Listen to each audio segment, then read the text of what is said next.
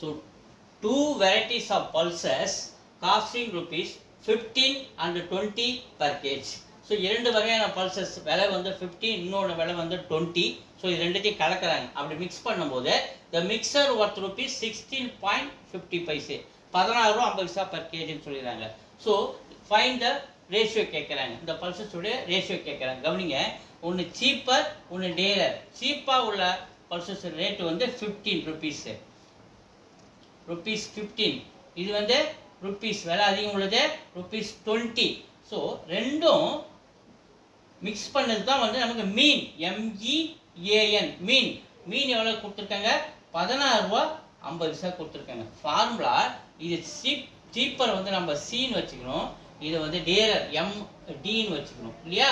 டேரர் விலை கம்மி விலை அதிகம், இங்க M னா ரெண்டுத்தையும் கலந்ததுக்கு அப்புறம் கிடைக்கிற அந்த மிக்சர் தான் நம்ம M ஆர் மீன் அப்படி நம்ம வச்சுக்கிறோம். D minus M என்ன பண்ணுவீங்க? D minus M 20 ரூபாய் 16 ரூபாய் 50 பைசா போச்சுன்னா எவ்வளவு கிடைக்குது நமக்கு? 3 ரூபாய் 50 பைசா. இங்க பாருங்க M minus C, இங்க எதுங்க M minus C 16 50 minus 15 1 ரூபாய் 50 பைசா. அப்ப 3 ரூபாய் 50 பைசா 1 ரூபாய் 50 பைசா.